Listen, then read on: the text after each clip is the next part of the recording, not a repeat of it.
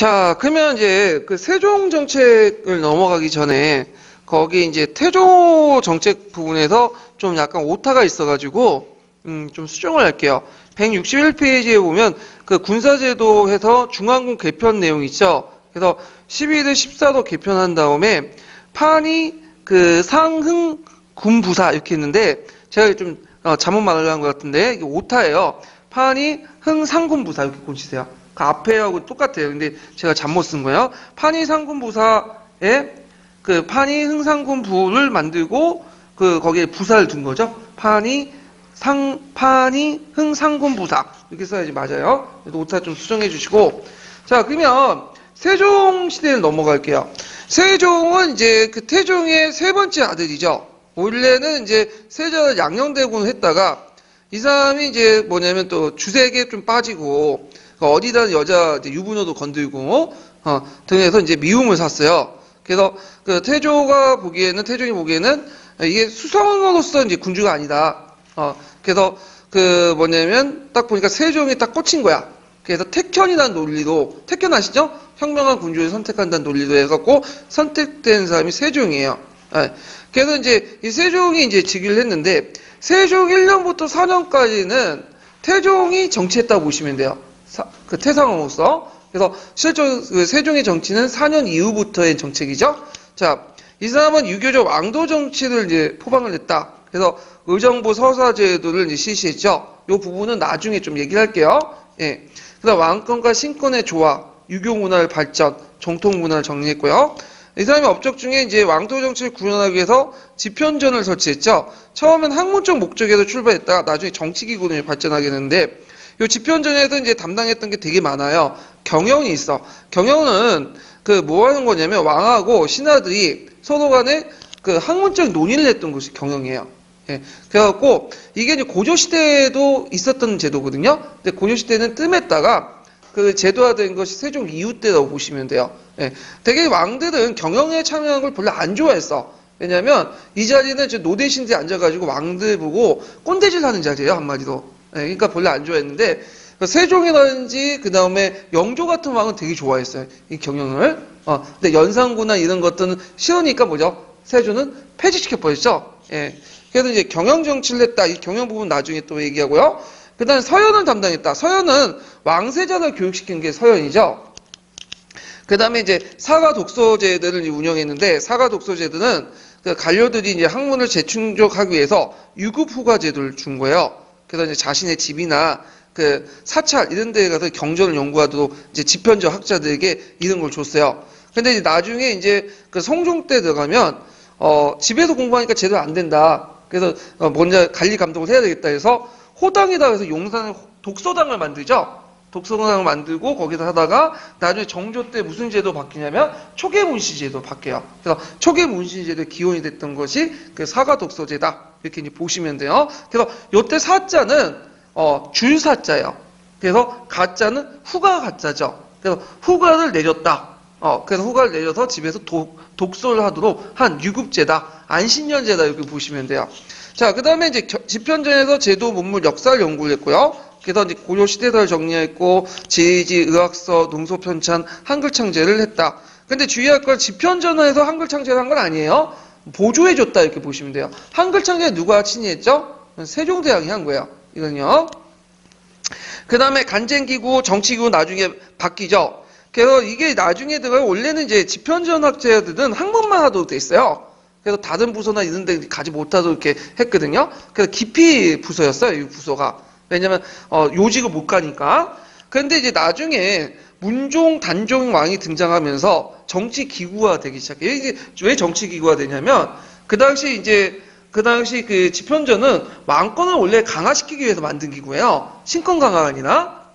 근데 세조가 이제 개유정당이나 이런 걸 통해서 어떻게 되죠? 정권을 장악하기 시작하죠. 나중에 왕이 되잖아요. 수양대군이. 그 과정에서 수양대군과 대립을 하게 돼.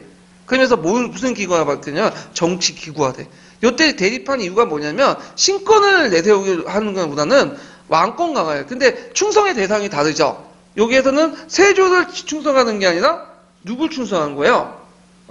그 당시 이제 단종이나 문종 같은 사람들을 충성하는데 세조는 찬탈자잖아요. 그러니까 세조와 충돌할 수밖에 없어. 그러다 보니까 이게 이제 나중에 이제 뭐냐면 그 세조에 찍혀가지고 나중에 사육시 사건 등등 해갖고 어떻게 돼요? 폐지가 돼요. 예.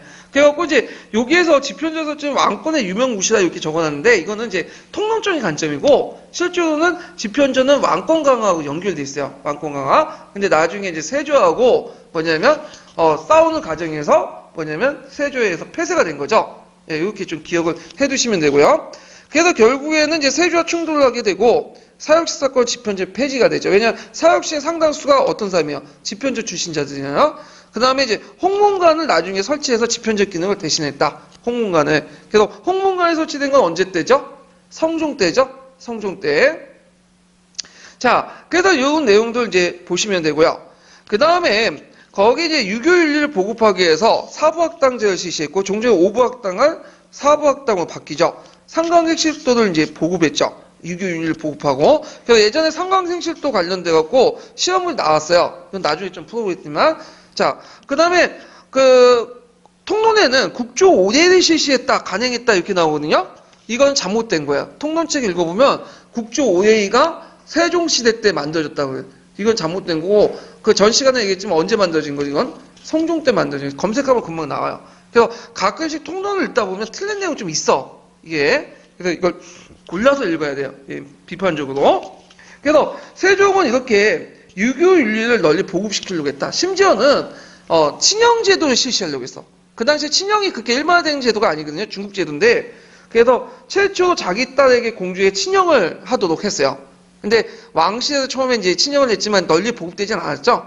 17세기 때 널리 보급된 제도고. 자, 하여튼 이런 정책들을 했고요. 그 다음에 이제 그 태종이 했던 정책 중에 하나가 뭐냐? 세종이 했던 정책 중에 군사적 업적이 사권 육진을 개창했죠. 그래서 김종서나 최응덕을 이제 파견해가지고 사권 육진을 개척하도록 했다. 이런 것들 육진은 김종서고요. 그 다음에 이제 최응덕은 이제 사군이죠. 압록강과 두만강 일대를 개척하도록 했다라고요. 그다음 스시마 원정 해갖고 이제 이종몰 파견했죠. 근데 이 스시마 원정은 세종이 한 건 아니에요. 세종 시기 때 했긴 했지만 실제로는 이제 누가 주도를 했냐면 태상왕이었던 누가 이방원이 주도했던 거야. 이방원이. 그래갖고 이방원이 그날 군사권을 가지고 있었기 때문에 스시마 원정을 했는데 그 스시마 원정은 왜 했냐면 외구 소탕이죠. 외구 소탕. 근데 이건 좀 대외적인 관계하고 연결되어 있는데 명나라가 압력을 뒀어요. 조선에. 만약에 너네들이 외구를 소탕하지 않을 경우에 우리가 친히 외구를 소탕하겠다. 그러면 조선 정부에서는 어떤 꼴이 되냐면 예전에 쿠비나칸이 그 몽골족들이 일본 친 것처럼 명나라군이 직접 이제 조선을 거쳐갖고 대마도 치고 그러면 어떤 문제점이 있어요? 그 수많은 한섬들과 군비는 누가 되는 거야? 조선이 되는 거잖아. 그러니까 그걸 피하기 위해서 선제 공격을 한 거라 보시면 돼요. 근데 결과적으로 크게 뭐냐면 성공하진 못했어요. 거기에 뭐 많은 또 병력도 잃고 그랬거든요. 예.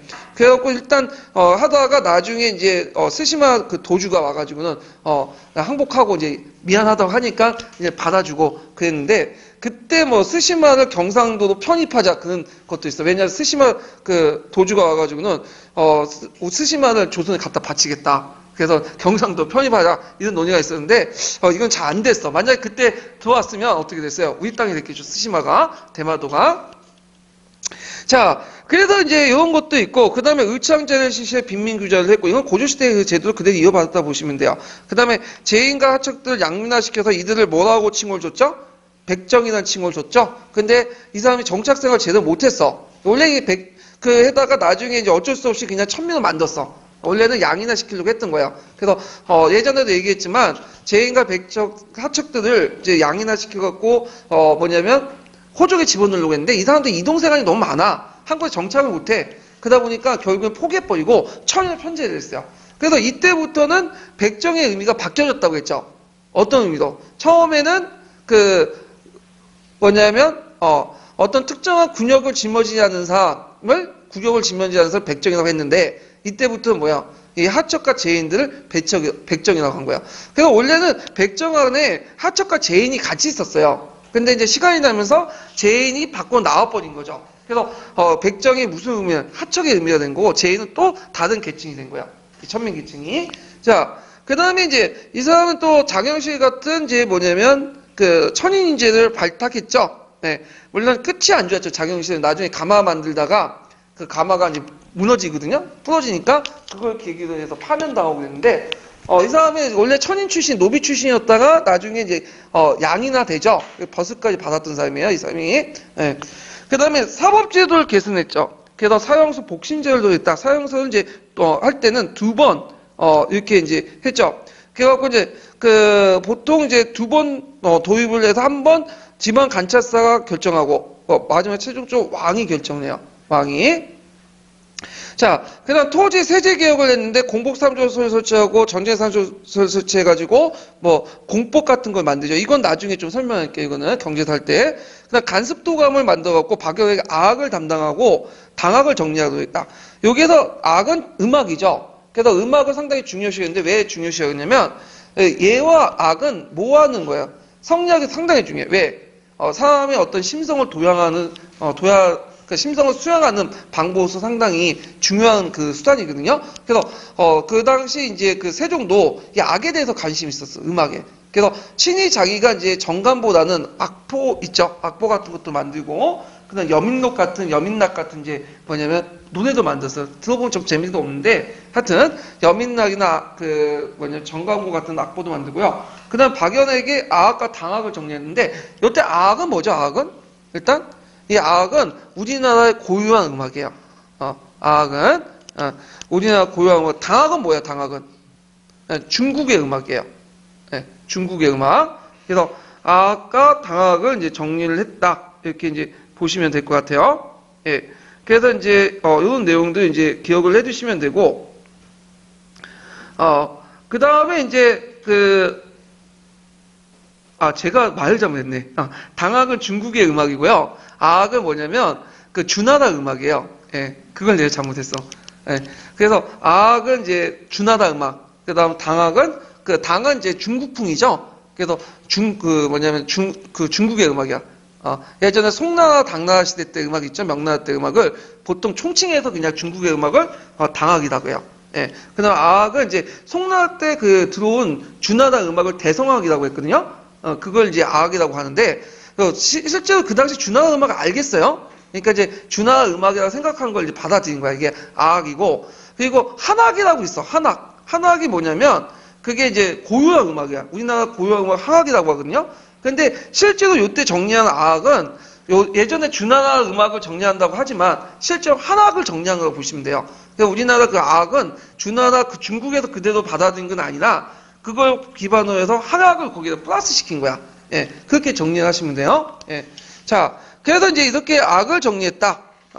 이렇게 보시면 되고, 그 다음에 이제 과학기술로서는 갑인자를 만들었고요. 그 다음에 천문 시계 제작에서 추궁기, 자경로, 홍청이, 칠정산 이렇게 제작했죠. 칠정산 관련된 부분은 되게 중요해요. 그래서 예전에는 위도와 경도가 우리가 다르기 때문에 중국과의 역벌 받아들여도 이런 것들 정확히 이제 일식이나 월식 같은 것들 알지 못했어요. 근데 그 일식과 월식을 제대로 알아야지만 왕으로서 권위가 생기고 하나로서 청명을 받을 수 있는 걸 나타날 수 있는 거 아니에요? 그래서 이제 칠정산을 제작했다 이렇게 보는데 이건 뒤편에 있으니까 좀 더 자세히 이야기하고. 그러면 천문과 시계를 왜 많이 제작했을까?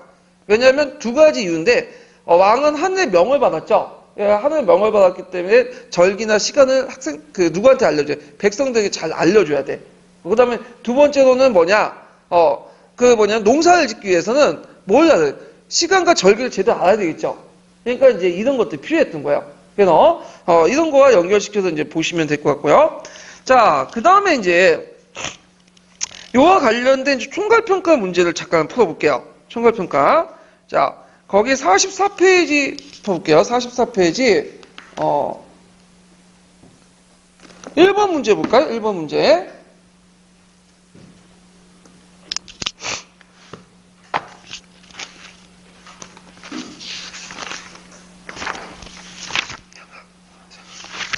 자, 1번 문제 보면 다음은 조선시대 때 어떤 할자에 대한 내용이다.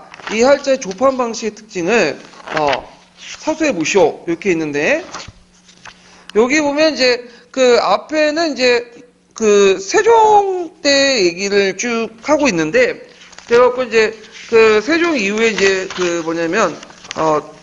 할자 내용을 이제 쭉 얘기하고 있어요. 그래서 활자 여기 뭐 한물 모르시는 분도 있지만 거기 앞에 갑인자라는 갑인 보이시죠? 네, 갑인. 그래서 갑인자 주조 관련된 내용들이 있어요. 그래서 이제 이 갑인자 주조와 관련된 특징들을 얘기하고 있고요. 동국 여지비규도 이제 세종 10년 때 갑인자와 관련된 내용들을 이제 얘기하고 있어요. 그래갖고 이렇게 있는데 거기 뭐 정조실록이라고 적혀 있는데 요거는 이제 정조 때 이전의 얘기인 거예요. 그러니까 그 정조실록 때 그 세종 때 얘기를 하면서 그 얘기를 한 거예요. 예. 그래서 이제 이렇게 있는데 그럼 이 할자의 이제 그 특징은 뭐냐? 갑인자의 특징은 앞에 이제 언급했던 개미자보다도 차이가 있죠. 개미자는 밀랍을 때웠죠. 근데 이제 갑인자는 밀랍을 메우지 않고 대나무를 이용해갖고 메웠기 때문에 글자가 선명하고 아름답다. 이렇게 쓰시면 돼요. 예. 자, 그 다음에 이제 몇 번 이제 보시냐면 54페이지 20번 문제 볼게요.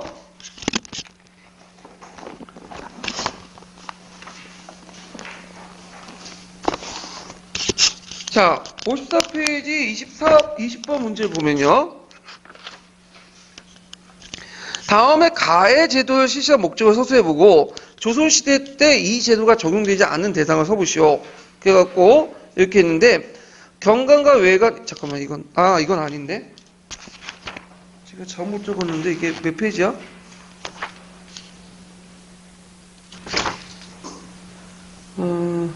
요거는 제도사와 관련된 내용인데 제가 나중에 찾아서 또 할게요. 이게 잘못 적어놨어요.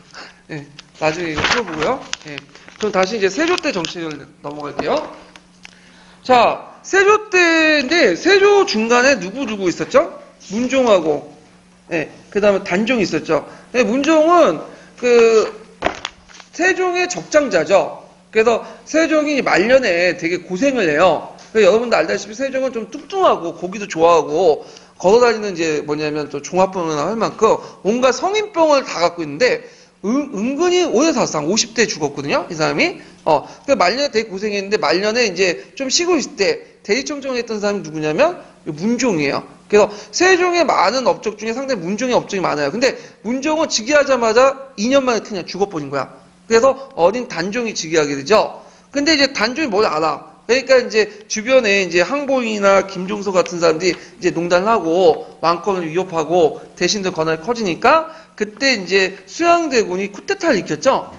그래서 개유정난, 그래서 한 명을 이제 조언을 받아갖고 개유정난을 일으키고 그 다음에 그때 이제 항복이나 김종서 다 죽여버리죠. 그리고 나서 있다가 자기가 이제 어린 단종을 쳐내고 왕이가 돼요. 그러니까 개유정난 후 2년 후에 왕이 된 사람이에요. 이게 이제 세조인데 세조는 즉위하는 과정에서 보는 것처럼 뭐예요? 정통성이 없죠. 이 사람은 일단 적장자도 아니고 이거 쿠데타를 즉위했잖아. 그러니까 이제 이런 내부에 불만이 많을 거 아니에요. 그래서 이걸 이제 돌리고자 부국강병 정책과 중앙 집권 정책을 했어요. 그래서 이제 그 내용을 보면 그 당시 관료의 기족화 형사, 그러니까 문종과 단종 집권 시 집현정학자 원론대 시의 정권장을 타파하고 집권을 했고 개유정난과 이제 이동을 통해서 이제 쿠데타를 해서 정권을 장악했죠. 자, 그래서 이제 이 사람은 왕권을 강화했는데, 자, 세조의 왕권 정책과 태종의 왕권 정책은 좀 달라요, 방향이. 아까 했지만 태조의 왕권 정책은 자신의 측권을 쳐내는 거죠. 그래서 외척이라든지, 그 다음 공신세력, 그 다음에 종신세력도 다 쳐내. 그리고 국가의 공식 라인을 가지고 통치를 하는 거야, 중앙집권을. 그래서 태종에 대해서는 뒤에서는 뒷말이 없어. 왜냐하면 능력주의 정책을 많이 했거든. 근데 세조는 되게 비판받는 게 뭐냐, 이 왕권 강화 정책이 대신들 믿을 수 없어, 얘네들은. 그러니까 국가의 공적 라인보다는 쿠데타 할 때 자기 도와줬던 측근 세력들 있죠. 공신 세력들. 그 다음에 필줄 중심의 어떤 종친 세력들만 적극적으로 등용을 해. 그러다 보니까 자기 아는 사람들만 정치를 하는 거야. 왕권 강화라고. 그러니까 나중에 이제 세조가 욕을 먹는 것이 이런 측근 정치 때문에 욕을 먹어요. 그러니까 최순실하고 박근혜 관계가 좀 비슷하다 보시면 돼요. 예. 그리고 이제 세조가 그 측근들을 또 뭐 한심을 사기 위해서 맨날 마시는 게 뭐예요? 술을 마시면서 정치를 해요. 주작 정치라고 하거든요. 술 먹다가 이제 정치를 하고 마음에 안 들면 이제 측근 중에 야 너 물러나 하면 열받아서 사람 죽여버리고 그래서 술 먹고 정치를 하고 그 다음에 또 이때는 쿠데타 하는 거는 집권 과정에서 이제 자기 도와준 사람들 뭘 내냐 여러 가지 이제 대우를 해주거든요. 그래서 공신 대우를 해주고 막 그렇게 하면서 그때 형성됐던 사람을 뭐야? 홍고파라고 하죠. 예. 그래서 이제 이런 정치를 했다 이렇게 보시면 되는데, 그럼 내용들을 보면요, 왕권 강화를 하죠. 그래서 6조 직계제를 실시하고요. 이 부분은 좀 뒤에 얘기할게요. 그 다음 집현제를 폐쇄하고, 그 다음에 경영을 또 폐지해요. 그 다음에 종친들을 등용하죠. 원래 조선시대 종친 등용서는 안 돼요. 원래는 종친불사 해가지고 그 종친들은 대우는 해주는데 정치 참여하지 못하게 돼 있어. 고조나 조선시대는. 그 이유는 뭐냐면 통일신라 시대 때 이 왕의 김씨일족들이 지네끼리 나눠 먹다 보니 어떻게 돼요? 혼란스럽잖아. 그러니까 그걸 막기 위해서 고조나 조선시대 때는 4대 이상은 모르겠는데 4대 이내까지는 종친들은 정치에 참여하지 못하게도 이렇게 법으로 정해놨어요. 그렇기 때문에 이걸 무시하고 이제 종친을 등용하고, 그다음 농번주의과 건농정책, 그다음 주석정치인데 주석정치는 이렇게 어렵게 한자로 적혔지만 식윤말로 뭐냐 디프이 정치라고 보시면 돼요. 그냥 술 마시고 하는 정치야. 예, 술 되게 많이 마셨다고 해요 이때. 그래서 이제 세조가 이제 그렇게 빨리 죽었는지 모르겠는데 말년에 별로 안 좋죠. 뭐 피부병이 많이 걸려서 죽고 그러는데.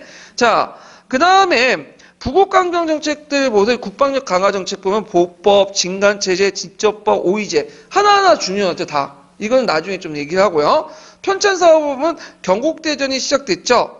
그래서 이제 호전 성전들이 만들어지고 언제 완성돼요? 이거는. 예? 요거는 뒤에 이제 성종 때 완성이 되죠. 그냥 문종실록을 편찬했는데 요게 좀 눈여볼 게 문종실록은 이해가 돼. 근데 단종 때 편찬하지 못하고 문종 때 편찬된 건 단종이 즉위연도가 상당히 짧았기 때문인데, 그럼 단종실록은 왜 편찬 안 했을까요?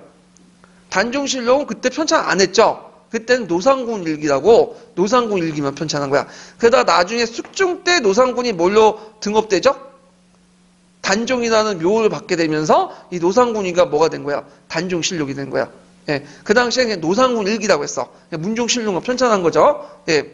자, 그 다음에 사시찬호라든지 전간조주라든지 유명한 책이 있죠? 거기에 주를 붙이고 고대사를 편찬했어요. 이 부분은 나중에 좀 뒤에 얘기할게요. 근데 이제 이런 중앙집권화 강화에 대해서 지방세력들이 반발하죠. 예. 그래서 이제 그 중앙관료가 이제 지방세력 반발 이렇게 했는데, 거기 보면 지방세력과 반발이니까 지방세력 반발이 맞겠네요? 거기 지방세력의 반발 이렇게 보시면 되고. 그래서 이제 이징홍의 난과 이시의 난이 대표적인 난인데, 이징홍의 난은 뭐냐면 이거는 이제 세조가 계율정난을 익히고 단종이 아직까지 있을 때, 왕이 있을 때 일어난 거예요. 이징홍이라는 사람은 이제 어떤 사람이냐면, 그 이징홍은 이제 그 앞에는 김종서 아시죠? 김종서의 당연하고요. 김종서의 이제 측근 부하였거든요.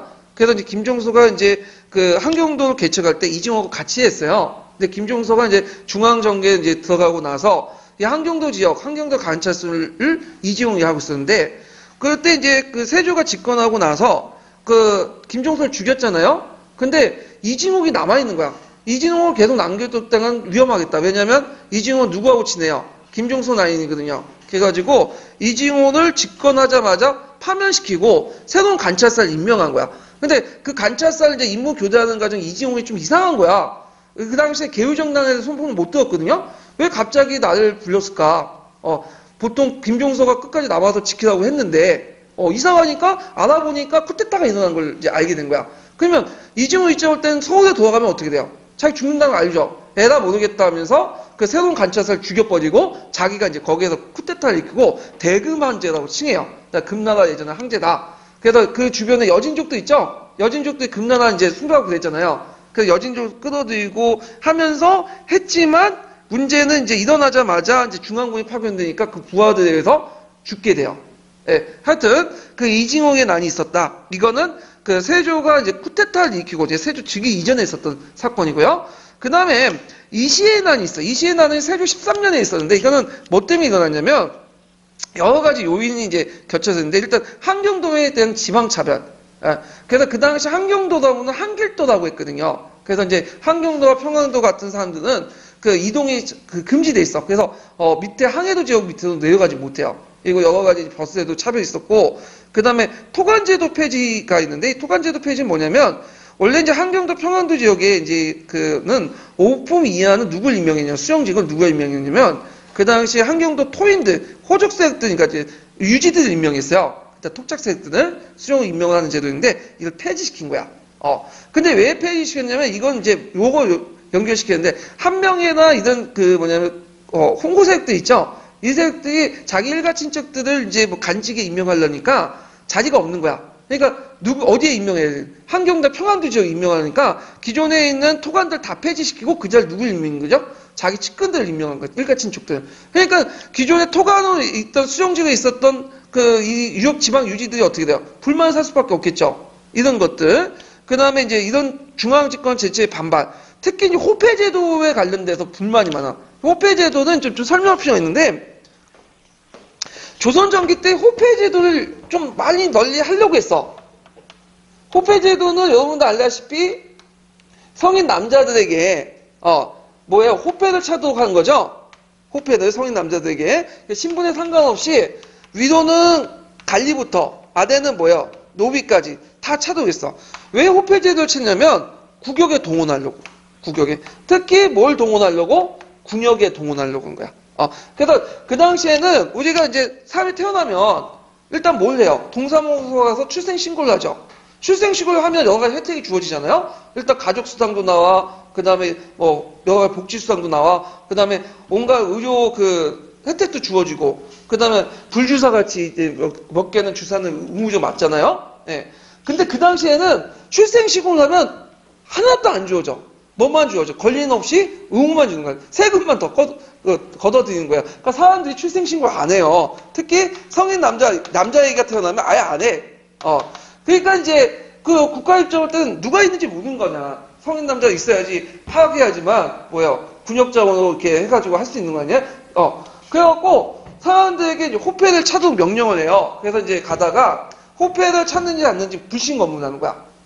근데 이렇게 해갖고 이제 안 차면 이제 때려갖고 강제 이제 호패를 만들도록 하는데 왜 호패를 만드냐면 호패를 차도록 명령을 하면 사람들이 일단 어디 가겠어요? 가나다 가겠죠. 그래서 가나 가서 호패를 작성을 해서 호패를 만들잖아요? 그러면 호족도 같이 만들어. 그 다음에 또 뭐도 만들면 군족도 같이 만들어. 그러면 호패를 만드는 동시에 모두 가능한 거야. 군적하고 그 다음에 호족도 같이 작성이 되는 거야. 그러면 이제 병역자원 파악에 상당히 중요한 역할을 하겠죠. 조세나.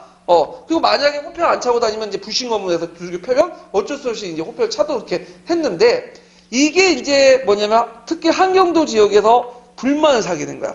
왜 불만을 사냐면 이 한경도 지역은 그 당시에 이제 땅이 천박하기 때문에 잘 안 가려고 했어. 그래서 이제 그 유명한 이제 3인 정책을 했잖아요. 네. 그런데 여기 땅을 좋아하는 사람도 있어. 요 천박한 땅은. 왜냐하면 이제 그 범죄자들 있죠. 가난한 사람들. 이런 사람들이 한경도에 다 모여 살기 시작한 거야. 근데 그 한경도 그 유지들은, 지역 유지는 이 가난한 사람들 다 자기 예속미화 시켜가지고 자기 시야에 뒀거든요.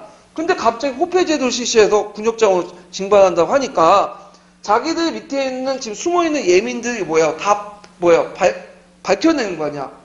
찾아내서. 그러면 이 사람들이 이제 예전에는 자기한테 뭘 공부 같은 걸 갖다 바치고 그랬는데 이제는 자기한테 안 바치고 누구한테 바친다는 거야? 국가한테 바친다는 거지. 그러니까 이 지방 토호들이 상당히 불만이 많을 수밖에 없겠죠. 그러니까 이 시해를 중심에 들고 난 거예요. 그래갖고 이제 그때 유황술 중심으로 해갖고 들고 났기 때문에 나중에 유황술 폐지 근거가 되거든요.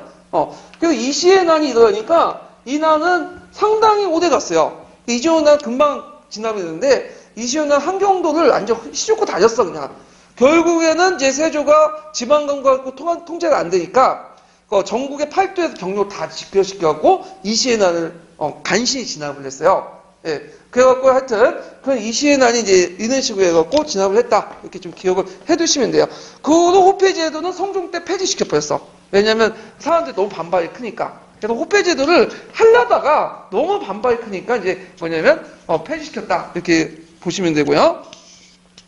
자, 그 다음에 이념적으로 이 사람이 집권하는 과정에서 성리학적 가치관이 전혀 안 맞죠. 그러니까 유교보다는 뭐를 내서 민족 신앙, 불교, 도교, 법가 이념에 충실했어. 특히 불교를 되게 중흥했어 이 사람은. 그래서 불교에 대해서 막 욕을 하면 막 죽이고 그랬어. 그래서 왕주불사상, 호불왕 이렇게 해갖고 이제 전국 각지에 이제 뭐냐면 여러 가지 이제 불교 사찰도 세우고 숭불 이념을 되게 강조했던 그 사람이 이제 뭐냐면 세조다 이렇게 보시면 되겠죠. 그래서 정병을 통해서 집권했기 때문에 유교적 정통성을 통해서 통치하기보다는 다른 사상, 특히 불교를 도입해서 통치를 했다. 그래서 불교 정책들 보면 강경도감을 설치해서 불교를 경서를 언해 한글로 풀어서 설명하거나 그 다음에 원각사 십층석답을 건립했죠. 이거는 고려 말기 때 어디에 영향을 받은 거예요? 경천사 십층석답에 영향을 받으면 남아규 양식에.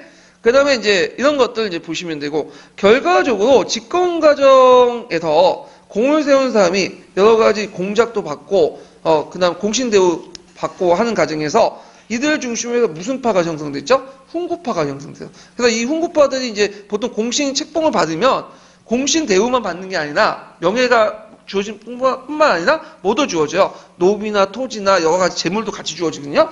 이런 것들이 이제 뭐냐면 훈구파들이 이제 경제적인 어떤 기반이 되고, 나중에 이제 영산군 아시죠? 영산군은 뒤없는 중종반 정도 훈구파들이 있잖아. 또 받아. 그래서 공신대우 받고, 그러면서 이들이 일종의 정치 세력으로 형성이 되기 시작한 거예요. 그래서 그 기반을 이뤘던 사람이 누구냐면 세조다. 이렇게 이제 보시면 되고, 세조가 그렇게 했던 것은 자신의 왕권 강화 측면에서, 왕권 강화하는 과정에서 자신의 그 측근 세력들을 적극적으로 이제 이용했기 때문에 이런 결과가 나타난 거죠.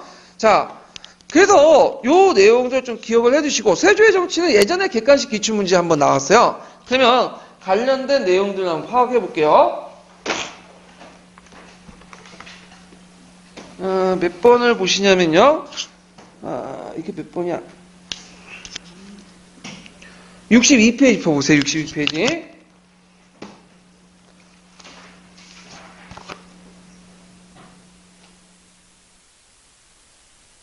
62페이지 그 3번 문제 있죠? 예, 3번 문제 보면.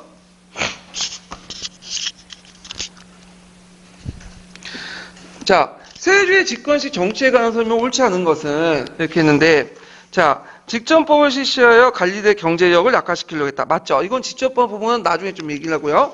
자, 집현전을 폐쇄하고 경영을 중지시켰고요. 그 다음 이시의 난을 진압하고 유양소를 철폐했고, 불교 사원을 정리하고 교선 양종을 병합하고 토지와 노비를 몰수했다. 이거 누구 때 얘기죠? 세종 때 얘기예요. 세종 때. 세종은 초기 때 이렇게 불교를 억압하는 정책들을 했어요. 나중에 좀 얘기하겠지만 이거는. 근데 나중에 들어가면 오히려 세종이 개인적으로 믿어요. 불교를. 왜냐하면 예전에 얘기했지만 이제 세종이 몸이 별로 안 좋았잖아. 거기에다가 뭐 공주도 죽고 여러 가지 안 좋은 일도 있었어. 그러니까 그 안에 내불당도 만들고 거기에 숭배를 하고, 심지어는 한글 만들고 나서 언해 작업도 이제 불경 언해 작업도 같이 하거든요. 예. 그래서 이제 이런 것도 있다. 근데 이런 걸 좀 기억을 해두시고 답이 4번이에요. 예. 자, 그 다음에 그 성종 때 얘기를 들어가죠. 성종 때. 자, 그 세조가 죽고 나서 그 다음에 즉위한 왕이 누구예요? 예종이죠. 예종인데 예종은 이제 한 2, 3년마다 금방 죽어. 그리고 나서 즉위한 사람이 이제 뭐냐면 성종이야. 원래 성종은 좀 핏줄이 좀 그런데 원래 예종은 두 번째 아들이에요. 예종은 첫 번째 아들이 있었어. 원래 이제 덕종이라는 이제 나중에 추승되는 건데, 이 첫 번째 세자가 죽어요. 그 당시에. 근데 거기에 또 아들이 있었죠. 그래서 두 명의 아들이 있었는데, 하나가 첫 번째가 월산대군이야. 그 다음에 두 번째 자월산대군이라고 해가지고 있었는데, 월산대군이 왕이가 돼야 되는데, 왜냐면 예종은 아들이 없으니까, 아들이 한 명 있었는데, 그게 2살인가 3살짜리야. 그러니까 이제 월산대군이 어느 정도 나이가 되니까 돼야 되는데, 월산대군은 안 되고, 자월산군이라 해갖고 두 번째 애가 된 거야. 이게 그때 된 게 12살인가 11살인가 그러니까 되게 어릴 때. 근데 자월산군이 이제 된 이유가 뭐냐? 그 자월산군이 한 명의 딸과 결혼했기 때문에. 그래서 이제 한 명의 딸하고 이제 결혼했기 때문에 한 명가 그 당시 실권을 지고 있었잖아요. 그러다 보니까 이제 이 사람이 이제 그 때문에 왕으로 이제 선택이 돼갖고 왕이가 됐던 사람이에요. 이 선종이. 그래서 선종은 대단히 어린 때 그 뭐냐면 즉위가 됐고, 그래서 초창기 때는 이 사람이 직접 정치하지 않았어요. 그래서 그 당시 세조의 부인 있죠? 정의왕후가 이 사람이 수렴청정을 했어. 그래서 이 왜 수렴청정을 했냐면 단종이 어릴 때 즉위했잖아. 근데 단종은 그 어머니도 죽고 혼자 정치하다 보니까 이제 대신 세력도 이제 커지고, 수양대군 같이 이제 뭐냐면 이런 왕족들이 이제 나중에 쿠데타를 일으키잖아. 그래서 안 되겠다. 그래갖고 이 당시 성종이 즉위하니까 이제 왕대비죠. 대왕대비 정의왕후가 직접 이게 통치를 해주면 보좌해주면 주변에 있는 왕족들이나 대신들도 이 성종을 우습게 보지 않을 거냐. 왜냐, 정의왕후는 세조의 부인이죠. 그리고 왕실의 큰어머니 아니야. 그러니까 이제 든든한 후원자로서 역할을 하잖아요. 그래서 이때부터는 성종이 즉위한 후부터는 어린 왕이 즉위하면 혼자 정치를 않아요. 누가 항상 있다? 왕대비나 대왕대비가 같이 수렴청정을 해요. 예, 그래서 어린 왕이 이제 정치적으로 부족하니까 그걸 메꿔주려고 했다. 이렇게 기억을 해두시면 돼요. 자, 하여튼 선종이 이제 하다가 성종이 이제 20살 되면서 이제 자기가 이제 직접 친정을 하게 되는데, 이 사람은 이제 홍문관을 설치하죠. 홍문관. 그래서 종전에 폐지됐던 지편관을 이제 지편전을 폐지하고 나서 그걸 대신해서 이제 홍문관을 설치했고, 그 다음에 세조 때 폐지했던 경영을 다시 활성화시켜요. 호학군주로 이 사람이 유명해요. 그 다음에 건국대전을 완성시키죠. 그래서 조선의 통치체제를 확립했는데, 그래서 묘가 뭐가 되는 거예요? 선종이 되는 거죠. 통치체제의 규범을 마련했기 때문에. 그 다음에 이제 이 사람은 수정청정 원상제도가 이루어졌지만 친정의 육조직계제는 계속 유지됐다. 예. 그래서 원상제도는 이제 뭐 때문에 실시됐냐면, 그때 이제 수정청정 정의왕후가 이제 잠깐 통치를 했던 거고, 원상제도는 뭐냐면, 그 세조가 말년에 피부병 때문에 되게 고생이 돼요. 그래갖고 이제 정치를 못 하거든요. 그래갖고 한명회 같은 그런 원료 대신들이 대신 정치를 하게 돼요. 이게 원상제도의 이제 시발점인데, 근데 성종이 왕이가 되니까 이제 어릴 때 즉위했잖아. 잘 모르잖아. 정의왕후도 잘 모르죠. 그러니까 그 옆에 이제 한명회나 노대신들이 같이 정치를 했어. 이게 원상제도라고 했어요. 그런데 이제 성종이 왕이가 되니까 원상제도가 필요 없죠. 그래서 원상제도를 폐지시킨 거야. 이해되겠죠? 그 원상제도는 나중에 이제 원상제도 있긴 있지만 형식적인 거야, 이거는. 나중에 이제 이거는. 그래서 실제 원상제도는 요때 이제 폐지됐다. 그리고 육조직계제는 계속 유지가 됐다. 이게 뭐만 했냐면, 그때 이제 성종이 20살 때 이제 어떤 그 신하가 그것을 얘기를 했어요. 원상제도와 육조직계제 폐지를 동시에 주장했어. 이 사람이 김계겸인가 그런 사람인데, 이 사람의 생각은 뭐냐면 이제 원상제도와 육조직계를 딜로 하려고 했지. 그래서 원상제도 폐지시켜줄 테니까 육조직계죠 폐지시켜서 종제 의정부 서서히 그대 예전에 돌아가자. 근데 성종에 보니까 육조직계제가 좋은 거야. 왕권 강한테 좋은 거 아니에요. 또 원상제도 폐지하는 것도 동의해. 그래서 직계제, 육조직계제는 유지한 채 원상제도만 폐지시킨 거예요. 그래서 성종 때는 계속 뭘 유지했다? 육조직계제가 유지했다. 다만 그때 이제 살림세력들이 성장해갖고 들어와갖고 뭘 주장했냐면 의정부 서사제 실시하자고 주장했는데 안 들어줬어, 이거는. 그러다가 언제 육조직계제 완전히 넘어가게 되죠? 이건 중종 때. 중종 10년에 중종 10년에 의정부 서사제 넘어가죠. 육조직계제 아니야? 중종 10년 때는 그 수밖에 없는 게 중종이 이 사람이 자기가 수소 왕이 됐던 사람이 아니죠. 떠밀려서 왕이 됐던 사람이야. 진성대군 아시죠? 근데 왕이 됐기 때문에, 떠밀려서 왕이 됐기 때문에 식권이 없는 거예요. 그러다 보니까 신하들이 하자니까 어쩔 수 없이 질질 끌면서 하게 된 거야. 신권이 강해지면서. 그래서 육조직계제, 성종 때는 육조직계제를 실시했다는 걸 알아주시고, 의정부 서사제 다시 돌아간 건 언제 때다? 중종 때다. 이렇게 기억을 해두시면 돼요.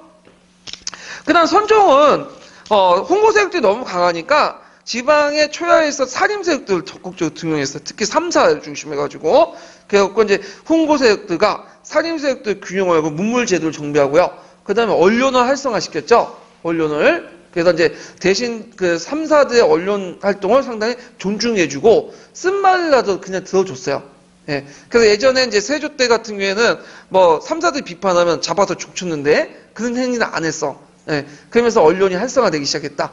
그런데 이런 분위기에서 누가 즉위한 거야? 연산군이 즉위하죠. 그러니까 연산군 입장일 때는 이게 3사의 언론 비판이 싫은 거야. 왜냐면 자기 맨날 뭐 아니 좋습니다 하니까. 근데 성종 같은 경우에는 나름대로 지식도 있고, 그 다음 유교윤리에 있고 하니까 나름대로 받아줬는데, 연산군이 영 아니죠. 이게 싫은 거니까, 얘가 날 무시했다. 비판하면. 능상을 냈다. 왕을 경멸했다. 이거 다 잡아서 족치고 죽이는 거예요. 그러면 이때부터 이제 어떻게 3사가 입을 딱 다물게 되는 거지. 예. 근데 입을 다물었다고 해서 그 불만이 없어진 건 아니겠죠? 예. 자, 하여튼 있고, 그래서 이제 이때 이제 양사의 언론기관과 이제 홍문관이 언간해. 그 홍문관이 이제 홍문관인데, 언간화되면서 뭐냐면, 이 홍문관이 3사가, 이렇게 분류가 되게 되죠. 그리고 살림세력들이 적극적으로 등용되고, 김종직 같은 살림세력들이 등용됐다. 이렇게 이제 보시면 되고요. 요때 양사는 뭐죠? 사관원, 사원부를 얘기하죠? 그래서 사관원, 사원부, 홍문관. 이것을 보통 3사에서 언론기관이 나오죠? 이 언론기관은 누굴 많이 등용했다? 산임세력을 등용했다. 이렇게 이제 보시면 돼요. 그 다음에 이 사람은 유교를 되게 강조했기 때문에 그 할아버지와 달리 그 억불 정책을 했다. 그래서 도초죄를 폐지했어요. 도초죄 폐지한 것은 아예 뭐예요? 승려가 되지 말라는 거야. 예, 승려가 되지 마라. 예전엔 도초죄 실시해갖고 그래도 승려가 될 사람은 국가 허락받고 도초 받아가지고 승려가 됐거든요. 그러니까 도초죄 폐지했다는 건 아예 승려가 되지 마라. 이런 말. 근데 승려는 계속 배출됐죠. 왜 그러냐면 그 당시에 이제 요역 같은 걸 동원을 할 필요가 있으면 근데 나중에 얘기했지만 세조시대 때 그 무슨 죄가 실시했죠? 보호법이 실시했죠. 그러니까 모든 사람의 군역장으로 다 동원되다 보니까 요역에 동원될 사람이 별로 없는 거예요. 군반이 동용하고 제일 좋은 게 승려들이야. 승려들은 되게 조직화돼 있잖아. 집단 생활하고. 그래서 승려들 동원하려면 얘네들은 뭘 줘야 돼? 유인을 줘야 되고 뭔가 동기를 줘야 될 거냐. 그 중에 뭐냐면 너희들 요역하고 열심히 일해주면 승려 허락해주겠다. 그러니까 너도 나도 막 하겠다고 막 들려든 거야. 왜냐면 얘 입장 볼 땐 승려 되는 순간 면세 면역 특권이 다 있거든. 그러니까 한번 뭐냐면 열심히 일을 한 다음에 뭐야 평생 동안 면세 면역 특권을 받는 거야. 얼마나 좋아. 그러니까 너도 나도 하겠다고 이제 몰려들면서 실제로는 이게 잘 안 됐어요. 이게 도초죄 폐지가. 자, 그 다음에 여러 가지 편찬 사업을 이제 했죠. 건국대전, 동문성, 동국여지슬람, 악학개번, 삼국사저조, 동국통감 이런 것도 있고 그 다음에 독소당 제도를 뒀죠. 호당을 설치해서 아까 그 사과독서제 있죠. 사과독서제는 좋은 제도인데 문제는 혼자 있다 보니까 얘가 공부했는지 안 공부하는지 모르잖아. 감시할 필요가 있겠죠. 그래서 따로 이제 국가에서 용산 부분에 그 뭐냐면 그 호당을 설치해갖고 거기에서 이제 가서 책을 읽어라. 이런 식으로 해갖고 이제 호당 제도를 이제 설치했다. 이렇게 이제 보시면 되겠죠. 자, 그래서 이제 이렇게 선종의 정책들을 이제 봤고요. 그 성종과 관련, 여기까지가 이제 그 내용과 관련된 걸 서브노트에서 한번 또 확인해 볼게요. 자, 서브노트 몇 페이지 펴보시냐면요. 114페이지 펴보세요.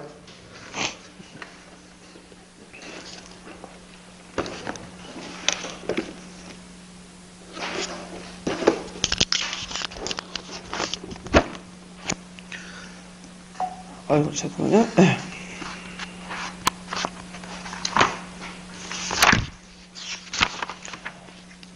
자, 거기 이제 114페이지 정치사 전개 부분 있죠. 그래서 태조부터 해가지고 정종, 태종 이런 쭉 있는데 한번 볼게요. 자, 태조 때 정치는 이제 보면 조선을 건국하는 가운데서 공신 우대 정책을 했죠. 그래서 개국 공신, 원종 공신에게 토지와 노비를 분급했고 국호를 개정했죠. 원래는 고조라는 명칭을 사용했다가 곧바로 이제 조선이라는 명칭이 2년 뒤에 바뀌어요. 이거는 단군 조선을 계승하겠다. 라고 이제 해갖고 이게 한 거고, 그래서 나름대로 이제 고려 후기 때 형성된 고조선 계승 의식에 반영됐다. 이렇게 이제 보시면 되겠죠. 자, 그 다음에 거기에 이제 국가의 수도를 정하죠. 한양을 천도를 했고, 그래서 한양에 천도 이유가 나와 있고요. 그 다음에 이제 문화적으로 또 초기 백제 수도였고, 고구려와 신라의 어떤 지배를 거치면 삼국 문화의 융합의 중심지였기 때문에 지방색이 좀 적었고요. 그 다음에 고려시대에 한양을 이미 이제 나름대로 있었기 때문에 궁궐이나 이런 것들이 좀 있었기 때문에 거기를 이제 뭐냐면 그 기반으로 해갖고 옮겨갔던 거죠. 자, 그래서 한양천도는 풍수지리사 도참서보다는 유교적 합리주의 견해가 더 맞다. 그래서 요즘에는 유교적 합리주의 견해, 지휘관 이런 것들에 입각해서 했다는 건 좀 기억을 해두시면 될 것 같아요. 그 다음에 고려의 최고 권력기구 개편 내용을 보면요. 군제 개편을 했죠. 종래 군제력 개편해서 위용 친군위를 설치했는데 위용 친군은 아까 얘기했던 뭘 사병화된 걸 공병화시킨 거죠. 원래 그 이성계가 데리고 있었던 한경도 그 토병 출신들 있죠. 그 사병 출신들을 국가의 공병으로 이렇게 편입을 시킨 거야. 그래서 위용 친군이 자위 우위 이렇게 나눠진다고 했죠. 그리고 이 총괄 부대로서 위용 상고모를 놓는데 그래갖고 이제 병력 중앙 집권을 하려고 했지만 이게 제대로 안 됐으니까 여러 대신들이 같이 거기에 참여하다 보니까 거기에 이제 부사로서 판사로서 누굴 임명한 거죠? 정도전 임명해서 총괄하도록 했죠. 자, 그 다음에 간제 개편 보면 중추원의 군사 기능이 허물화되고 그 다음에 이제 도평의사사 군무기관 역시에서 정무기관으로 간장해서 기능이 약화됐다. 그다음 지방제도를 이제 보면 간차사 제도가 복구됐죠. 그래서 그 지방에 이제 그 간차사를 다 임명해서 통제를 강화했고요. 그다음 군현제를 개편했죠. 그래서 이제 부국 지역을 없애고 일반 군현으로 통합시키고 그래서 수령의 자격을 육두품 창사관으로 고정시키고요. 관리 임용제도를 정비해서 칠가제도를 확립해서 능력주의 제도를 했는데 이때는 이제 모든 것을 뭘 한다? 시험제도를 한다. 심지어는 그러니까 문음제도 있죠? 문음제도도 시험 봐서 들어가야 돼. 자, 그 다음에 문제는 이제 이 사람이 또 측근정치를 해. 그래가지고 소수 재신, 그러니까 그 앞에 있는 그 도평의사사 재신을 중심으로 하죠. 그래갖고 이제 여기 뭐 대표적인 사람이 정도전인데 정도전 관련된 문제 이제 보면 경제문갑, 고조국사, 불시작변, 조선건국전 이런 책도 있었는데 고조국사는 지금 남아있진 않아요. 예, 그래서 조선왕조의 개창의 정당성만 영수했는데 나중에 그걸 비판받고 뭐가 만들어지죠? 고조사가 이제 다시 만들어지죠. 그다음 조선건국전에서 이제 그 왕도 정치를 궁정하고요. 재상에게 모든 권한을 주고, 그래서 재상은 위로부터 임금을 받들고 아래로 백가를 통과하는 그런 정책들을 했고요. 그리고 군주의 역할은 뭐만 하면 돼요? 재상만 잘 선택하면 된다. 백관만 잘 임명하면 된다. 이렇게 한정돼 있죠. 그리고 이것이 나중에 의장부 사사제에 반영이 됐고, 그 다음에 이제 여기 쭉 내용이 있고. 조선건국주와 경제문강은 주의 육전체제에 육한 기본정책과 문물제도 정비했지만 공식 인정받지 못했지만 후대에 영향을 미쳐요. 후대 법전에. 자, 그 다음에 정종 때인데 보면 자, 제1차 왕자의 난으로 개경을 천도해요. 원래 왕자의 난은 그 전에 있었고 그 후에 이제 정종이 즉위하고 나서 개경을 천도했던 거예요. 그리고 나서 이제 제2차 왕자 난이 정종 때 일어났는데 그때 이제 그 방간이 주도를 해가지고 일어났죠. 그래서 이 박포가 이제 그 당시 개국공신으로서 제1차 왕자의 난이 있었지만 그 일등공신의 피보까지 얻고 불만 느꼈는데 방간이 이제 그걸 이제 선동을 해가지고 방간 사주에서 제2차 왕자의 난을 익혔다 해갖고 이제 했는데 박포가 방간을 사주해가지고 했다는 것은 좀 약간 문제가 있어요. 이거는 학계에 좀 지금 인정받지 못하고 있거든요. 실제 주체는 방간이에요. 방간이 이게 자기 동생이 즉위하니까 실권자가 불만을 일으켰는데 박포는 옆에서 조언만 좀 해준 거야. 그때 방간이 제2차 왕자의 난이 날 때 박포는 참여하지도 않았어요. 근데 나중에 이제 끝나고 나서 이성계가 자기 아들 그 방간을 살려보려고 누굴 이제 주봉을 몰았냐면 박포를 주봉을 몰아갖고 박포는 죽여버린 거야. 그리고 방간은 대신에 귀양을 보냈어요. 그래서 이 방간은 끝까지 이제 천수를 누리다 살았어. 왜냐면 자기 그 아버지의 이제 이성계가 있고 또 그 앞에 이제 태종도 자기 형제잖아 또. 그러니까 이제 죽이지 못하고 참아 놔둔 거야 이거는요. 그래서 이거는 좀 박포가 주도한 것보다는 방간이 주도했다는 게 학계의 지금 통설이에요. 자, 하여튼 둘째에 거친 왕자의 난은 왕위 계승을 둘러싼 왕자 간의 싸움뿐만 아니라 방언에 의한 개국공신 세력의 제거 과정이기도 했다. 그래서 이때 이제 정종 때 왕권 강화 정치를 했죠. 사병 혁파하고 이윤상공을 강화하고 그 다음에 도평의사를 폐지하고 의정부를 설치하고 중추원을 폐지하고 예. 그래서 이렇게 했는데 이런 내용들은 이제 정종의 정책이 아니라 누구의 정책이다? 태종의 정책이라고 보시면 돼요. 자, 태종은 국왕 중심의 중앙 집권을 강화시키려고 했어요. 그래서 이제 의정부 권한을 약화시킨 다음에 언론기관이었던 사관원을 독립을 시키죠. 그래갖고 종전에 중추원을 폐지시키고 사관원을 이제 중추원 폐지시키니까 중성문화성을 폐지시키고 그 문화성의 낭사에서 사관원을 독립시키고요. 그다음 종칭과 외척의 정치참여를 제한했다. 그래서 상대적 왕권을 강화시키고 그다음 육조직계제를 실시했다. 이 부분 좀 뒤에 얘기할게요. 그래서 육조직계제는 왕 14년에 실시한 건 잘못된 거고 왕 4년에 실시했는데 이게 뭐냐면 그 실제로 실시된 건 14년이에요. 그렇지만 형식은 4년이지만 아직까지 의정부 권한이 많아가지고 제대로 실시하지 못하다가 14년에 가서요 제대로 실시한 거야. 이거는요. 자, 경제적인 측면을 볼 때는 국가의 재정 확충하기 위해서 사원주가 노비를 제한했고요. 전세를 확보하기 위해서 양전 사업을 했고 호패법을 실시했고 저하를 발행했다. 그다음 사회적으로 볼 때 이제 그 노비 변정사원과 노비 종목법인데 노비 종목법은 나중에 좀 얘기할게요. 이 부분은. 그다음 문화적인 개미자를 축조하고 실록을 편찬했다. 그래서 조선왕조에서 최초 이제 실록을 편찬 태조실록을 편찬했다. 이렇게 이제 기억을 해두시면 되고 세종 때는 집현전을 설치했죠. 그래서 그 집현전 배경을 보면 이제 유교 정치를 이제 실현하기 위해서 했고 유교 교양에 입각한 인재 양성, 유교 정치에 필요한 의례, 제도 정비, 정통 문화 정리 추구를 했고요. 자, 집현전 학사의 특권과 직무가 있는데 각자 보시고 거기에 여러 가지 편찬 사업도 같이 했죠. 예, 그래서 고려 시대사를 정리하고 조선실록을 편찬하고 그다음 지휘지, 그다음 의학서, 농서, 천문역법 있는데 요거 좀 잘못된 게 이제 뭐냐면 요때 편찬된 건 태종실록이고요. 그 세종실록과 문종실록은 나중에 편찬된 거죠. 이건 죽은 뒤에 편찬된 거니까 세종이 죽은 후에 자기 살았을 때 이거 편찬했다면 말도 안 돼. 문종은 자기 아들인데 예, 그건 좀 잘못된 거 뒤에 편찬된 거예요. 세조 때 편찬된 거고. 그 다음에 이제 거기에 보면 이제 천문역보 칠정선 내외편, 농사는 농사직서. 요번에 시험 문제 나왔죠. 그 다음에 이제 유교적 의대에서 상강행시도 호행록 이런 것들이 있고. 그 다음 지편전이 이제 변질돼서 의정부 서사제가 시행되고 첨사원 설치해서 가속화된 등등인데 요거는 나중에 좀 얘기할게요. 그래서 청사원 때 이제 지편전 학사를 많이 채용을 했다. 그래서 언론기관 성격이 엉간화되고 정치활동도 같이 했고 문종 즉위하는 과정에서 요직도 즉위하고 그 다음에 단종 때 즉위하는 과정에서 지편전학자들이 정치 출연 많이 했다. 이렇게 지금 기억을 해두시면 될 것 같아요. 그 다음에 세조 때는 사육시상권으로 되고 지편전이 폐지됐고요. 이때 지편전 학사들 중에 일부는 신숙주나 이런 사람들이 세조 집권 과정에 큰 도움을 했죠. 그리고 홍구파의 중심이 됐고 나머지 이제 그 반대하는 사람들은 사육시상권 때 수청이 됐고요. 자, 그 다음에 성종 때 지편전 후신으로 홍문관 설치했다. 이렇게 보시면 되고요.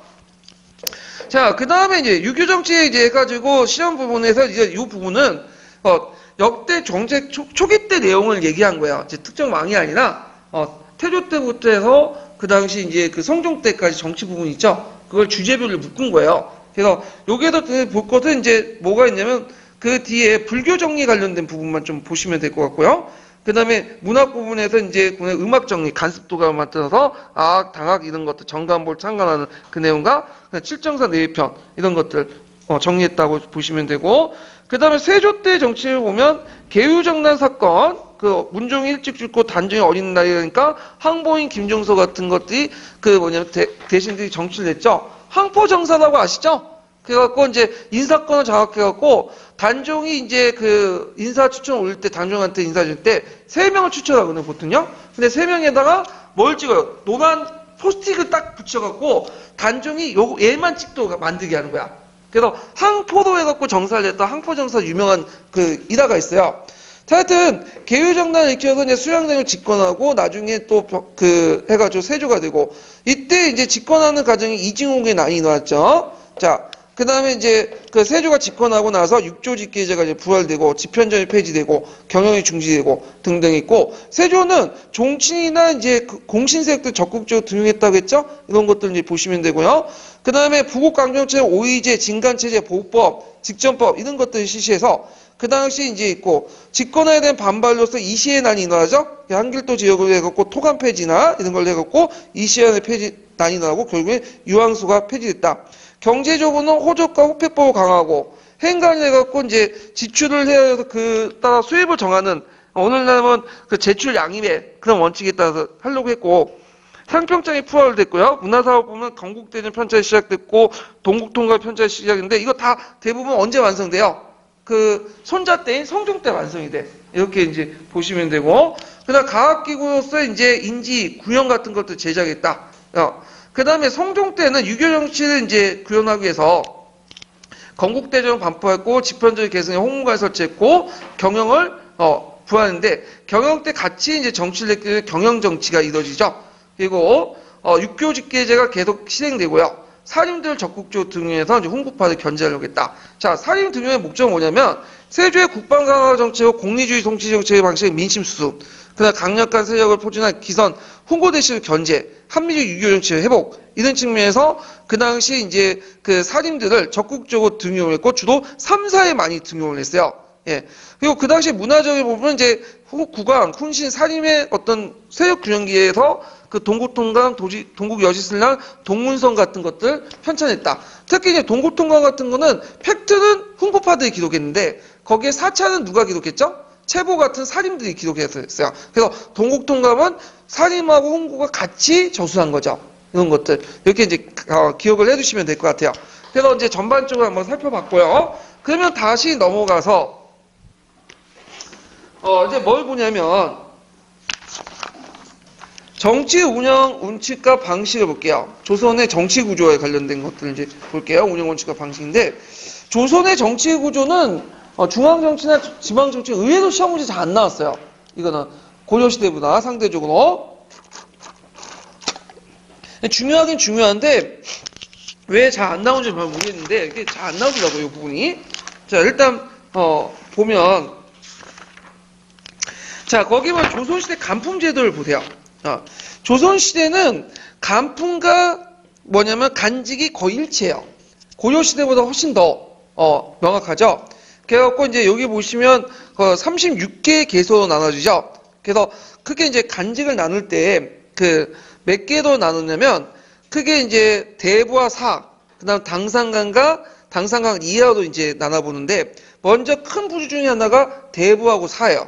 대부하고 사인데 왜 이게 큰 부류가 되냐면, 대부는 이제 주로 누가 임명하냐? 왕이 직접 임명해요.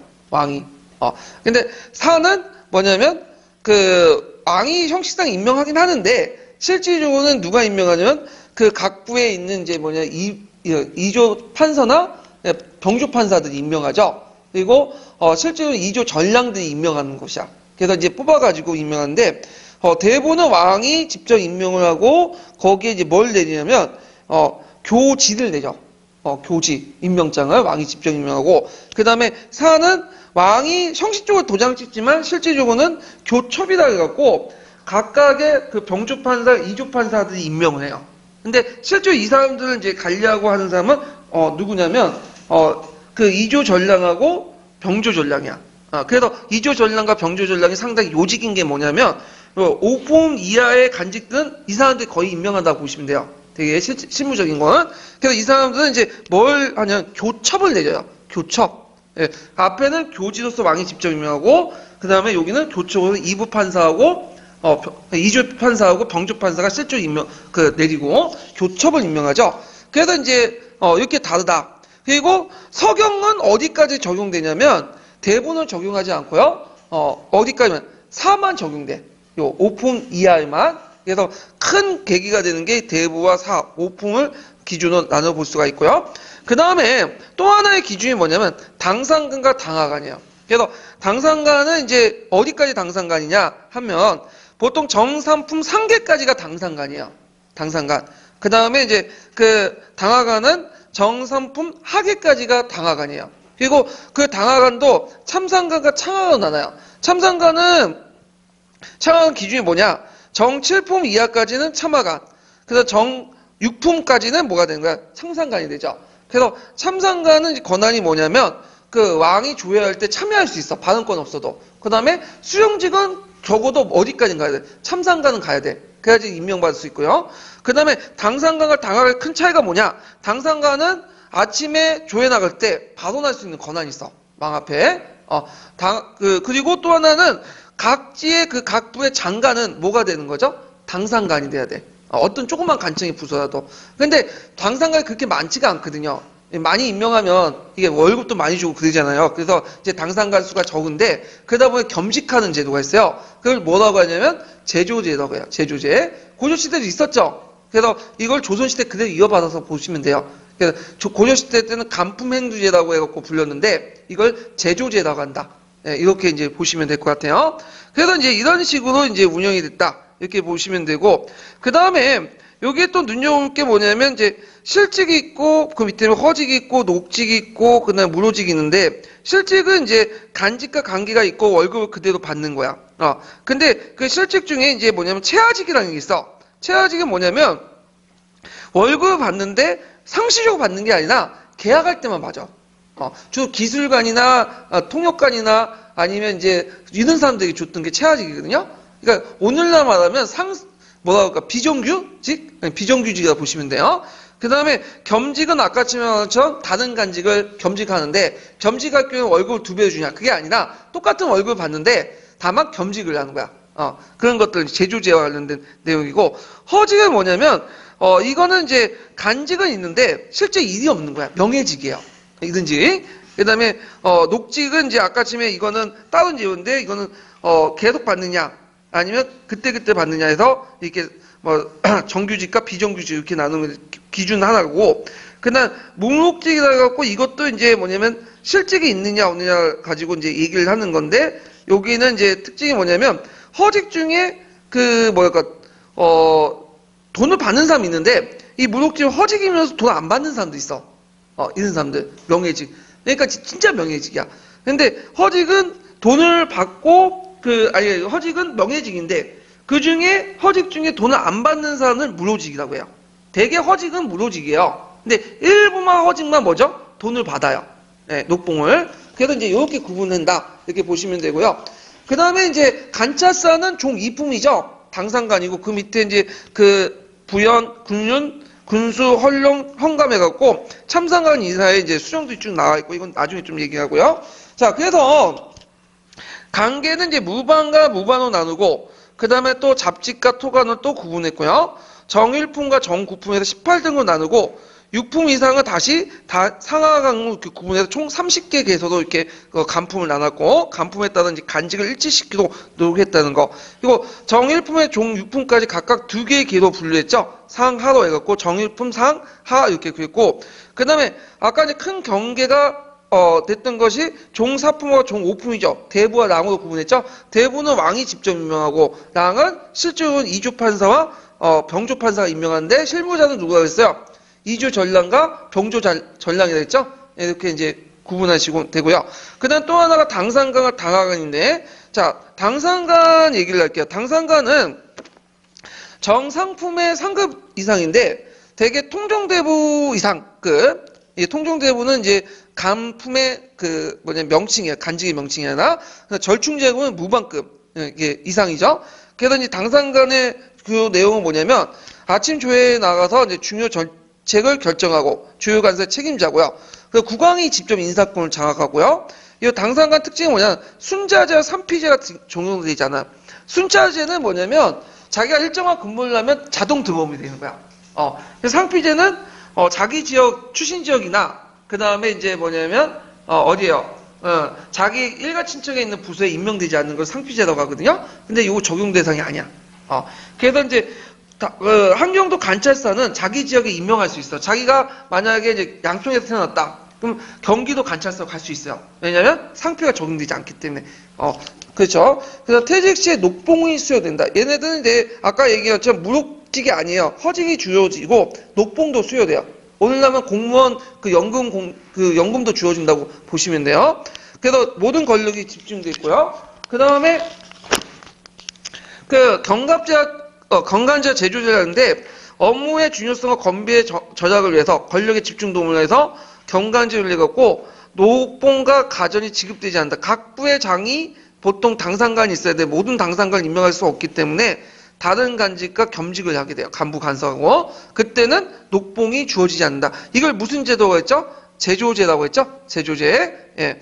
자, 그 다음에 당하관은 정상품 이하의 관리들 이제 당하관이라고 하는데, 그래서 보통 이제 정 6품 이상은 종 6품은 참상관, 그 다음에 종 7품은 참하관이라고 하죠. 그래서 보통 수령까지 진출하면 적어도 참상관은 돼야 돼.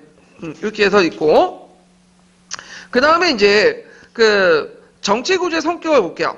자, 조선은 중앙집권적인 양반 관료사예요. 그래서 기족 정치적 어떤 모습을 탈피해서 권력의 공적 기능을 강화했는데 그게 대표 중에 도평사상 의정부 육주체를 개편하고 왕의 종침 정치를 금지시켰죠. 이걸 뭐라고 해요? 종침불사라고 하죠.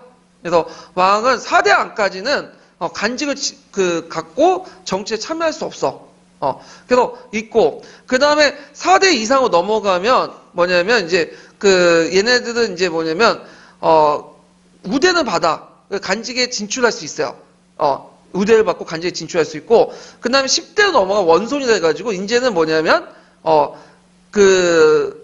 우대도 안 받아. 이때는 이제 일반 평민이 되는 거야. 일반 4대부 가문이 되는 거죠. 그러면 여름을 일자올 때는 제일 좋은 게 뭐겠어요? 4대 이상에서 9대까지가 제일 좋죠. 얘네는 간직 진출도 가능하고, 뭐죠? 우대도 받고, 그런 거죠. 근데 4대 이상은, 4대 이하는, 4대 안까지는 간직에 들어갈 수도 없어. 실제 정권도 못하고, 정치도 못하고.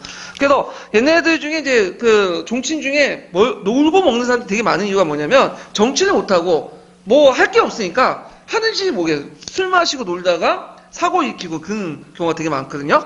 네. 그래서 우리가 이제 흥성대원군 같은 경우에 있잖아요. 제일 비판을 받는 게 뭐냐. 흥성대원군 엄밀히 정치인이죠. 정치 못하잖아. 근데 정치하겠다고 하니까 비판받는 거야. 네. 이렇게 이제 있고. 그 다음에 이제, 거기 왕은 기본적으로 사유재산은 가질 수가 없어요. 왜냐면, 왕토사사니까 모든 것이 뭐 다 왕의 것인데, 그러니까 왕이 굳이 사유재산 가질 필요 없죠. 근데 이건 원칙일 뿐이고, 실제로 왕도 사유재산을 가졌어요. 그 당시. 그래서 따로 이제 내수사 같은 관리를 뒀죠. 간청을 두고. 그래갖고 이제 이게 나중에 문제가 생겼는데, 하여튼. 자, 그 다음에 이제 관료적 성격 강화한 것, 각오제를 강화하고, 모든 시험은 이제 시험제를 통해서 들어오게 됐죠, 간직은. 그래서 그 간직과 관계를 일치시키고, 그래서 고가제, 폭범제, 뭐 상피제, 석영제, 분경금지법은 이제 시행했다. 그럼 이제 하나하나를 보죠. 순자법이라는 게 있는데, 순자법은 뭐냐면, 근무일수의 기준에서 인사이동과 승진을 포함돼요. 그래서 참하관은 450일, 참상관은 900일, 물론 당상관을 제외하고요. 그리고 상상관까지는 어떠냐, 근무일수가 되면 큰 무리가 되지 않은 이상은 자동 등급을 되는 거야. 지금도 마찬가지죠. 5급 이하의 관리들은 되게 보면 크게 사고 치지 않는 이상은 뭐예요?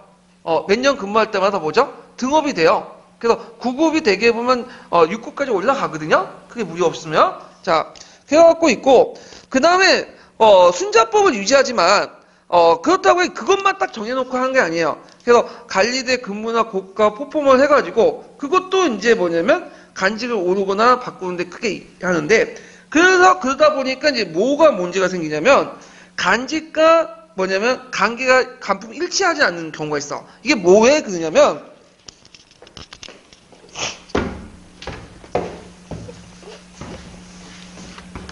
자, 조선은 간품하고 간직이 일치되는 게 원칙이야, 이게 원칙이야. 그래서 내가 종 7품의 간직을 갖고 있으면 간직 또한 그 종품 7품에 해당하는 간직을 가지고 있어야 돼. 근데 이제 되게 그래요, 되게.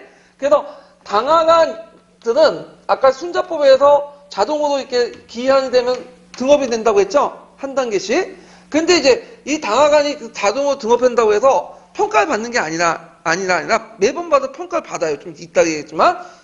그래서 포품도 고가도 점수 반영하는데, 문제는 어떤 A라는 사람이 그 뭐냐면 했는데 이 사람이 이제 종 7품이야. 그래서 이제 6품은 올라가야 돼. 정 7품인데 종 6품은 올라가야 돼요. 예를 들어가지고. 근데 A라는 사람이 보니까 포품이나 고가 점수가 별로 안 좋아. 평가 점수가. 근데 기한이 돼서 일단은 법에 입각해서 뭘 올려야 돼요? 종 6품을 올려야 되잖아. 일단은 올려줘, 간품은. 근데 간품을 올려줬더라도 그 간직은 뭐냐면 종 7품이나 더 하이적으로 얘가 족버리는 거야. 그러면 어떤 문제점이 있어? 간품과 간직이 뭐죠? 일치되지 않는 경우가 있죠. 또 거꾸로 A라는 사람이 종 7품이야. 근데 이 사람이 되게 능력이 있어. 그러면 이 사람은 좀 약간 좀 더 높은 간직에 올릴 필요가 있잖아요.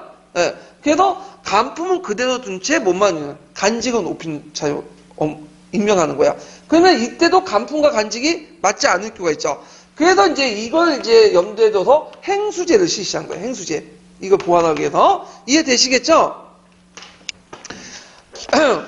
자, 그래서 이제 한번 보면, 그러면 이제 관리 평가를 어떻게 하냐? 고가와 포폼을 이제 하는데, 고가는 뭐냐면 당상가 제조라는 사람이 되게 당상가들이에요. 6개월마다 당하간의 근무 선적을 평가를 해요. 지금 교훈평가처럼. 그래서 경관은 중앙관 2조와 병조가. 2조는 주로 문관이 하고, 그 병조는 무관이 하겠죠. 그 다음 외관은 관찰사가 작성해서 왕에게 보고를 해요.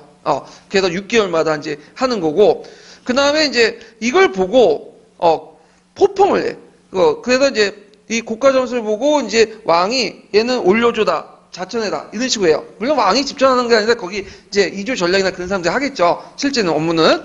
그래가지고 이제 이런 업무를 했다. 그래서 포폼관은 보통 해당 관찰의 당상관과 제조, 그 다음에 그 외관은 관찰사가 이제 주도한다. 그래서 고가 성적을 가지고 와서 그 당상관들 아까침에 그 간직을 올려주고 내려주는 그런 역할을 했다. 그때 이제 간품하고 간직에 차이가 생기죠. 차이가 생기잖아요. 그래서 그것을 메꾸기 위해서 실시한 제도가 뭐다? 행수법이다. 이렇게 이제 보시면 돼요. 행수법은 그 순자법 실시 후 간직과 관계가 어긋난 걸 보완하고자 실시했는데, 만약에 풍계가 높은 사람이 낮은 간직에 임명되면 이걸 뭐라고 하냐면 계고직비라고 해요. 풍계가 높은 사람이 낮은 간. 이 사람은 왜 이렇게 임명되면 능력이 없기 때문에 그렇게 임명되는 경우가 많아요. 여기는 이제 당상관이 아니라 당상관 예를 들었지만 실제 당하관이죠. 근데 일단 보면 보통 이제 그 간직을 표시할 때 간품이나 간직을 표시할 때 먼저 간품이 나와요. 정일품 이게 간품이죠. 숭정대부는 간품의 명칭이에요. 정이품에 이조판살 할 때는 낮은 간직으로 가잖아요. 그래서 거기에 할 때 숭정대부 행이라고 붙어. 행 낮은 간직으로 넣을 때. 그 다음에 풍계가 낮은 사람이 높은 간직으로 임명한 걸 뭐냐면 계비직고라고 해요. 그럴 때는 이제 좀 더 능력이 있기 때문에 앞으로 나가는 거죠. 그래서 이때는 버스를 이제 칭할 때 그 앞에 뭐가 붙냐면 수가 붙어요. 그래서 종이품 가산대부가 정이품 홍문간 대자로 임명할 때는 여기 가이대부 거기 밑에 있죠. 홍문간 직에 올릴 때 그 앞에 수가 붙어. 예. 그래서 이렇게 간품과 간직이 낮은가 높음을 뭐냐면 어긋난 것을 보완해 준다. 이게 무슨 제도야? 행수제다. 이렇게 이제 기억을 해두시면 되고요. 자, 상피제는 권력과 집중과 부를 방지하기 위해서 영고지나 친족관계에 있는 사람들을 피하는 제도인데 물론 당상관이 면제됐고요. 그래서 고조시대부터 더 엄격하게 적용돼서 고조시대 같은 경우에는 그 부계열 쪽이 이제 그러니까 고조시대보다 이제 엄격하게 상피가 적용되는데 예를 들어 가지고 그 고조시대 같은 경우에는 이제 부계열 쪽, 모계열 쪽 중에 그 뭐냐면 거의 이제 뭐냐면 동등하게 부계열 쪽, 모계열 쪽 이렇게 했는데 나중에 이제 조선시대 때는 모계열 쪽도 그대로지만 부계열 쪽이 더 강화돼요. 그래서 친척의 범위가 한 예전에는 4촌까지 했는데 뭐 8촌까지 확대돼. 부계열 쪽 기준으로. 그래서 더 강화된다. 그래서 그 감서나 그다음 그 지역이 자기 출신하고 자기 일가 친척들이 있을 경우에는 피하게 된다. 이게 상피제인데 요게 주의할 건 당상가는 제예요. 그 다음에 비변산 당사도 제야. 그래서 비변산 당상이 제하다 보니까 일가 친척들에 의해서 구성이 돼버리죠. 비변산 당상은. 자, 분경군주는 뭐냐면 청탁을 막기 위해서 이조나 병조 당상 간의 사적을 만나는 걸 금지시켜요. 왜냐하면 청탁금지법 이런 것도 연결시켜서 이제 보시면 될 것 같아요. 그 다음에 이제 서경제는 인사의 공정성을 확보하기 위해서 오품 이하의 간원 임명에는 사원보 사건의 동의가 있어야 돼. 이게 이제 서경제도는 예전에도 있었죠. 근데 고조시대 때는 모든 관리가 하는 걸로 돼 있지만, 이때는 조선시대 오품 이하. 주로 이제 그 사원보 사관원의 동의를 받아갖고 한다. 그래서 이 오품을 기준으로 해가지고 아까쯤에 뭐와 뭘로 나눠진다고 했어요. 간직제도가. 그 간직제도가 이제 아까 얘기한 것처럼 그 대부와 사로 나눠지는 게 서경이 적용되냐, 안 적용되냐, 그것 따라서. 뭐 왕이 직접 임명하느냐, 아니냐에 따라서 이제 달라진다고 했죠? 이 큰, 기준 중에 하나가. 그래서 이런 것을 통해서 이제 그 간직제도의 어떤 그 공정성, 이런 것들을 확보하려고 노력을 했다. 이렇게 이제 보시면 될 것 같아요. 자, 그 다음에 뒤에 넘어가서 의사결정 과정에서 이제 의정부 서사제 6조 직계제를 보죠. 자, 의정부 서사제 6조 직계제는 시험 문제 자주 나오는 부분이에요. 이거 별표 진짜 2개 쳐놓고 봐야 돼. 그래서 앞에 있는 뭐 간직이나 간품이나 행수제나 몰라도 돼. 지금까지 시험 문제 안 나왔어. 근데 의정부 서사제도와 6조 직계제는 시험 문제 상당히 많이 나온 부분이죠. 그래서 이게 나올 가능성이 상당히 많은데 이 부분은 좀 쉬었다가 할게요. 이 부분은.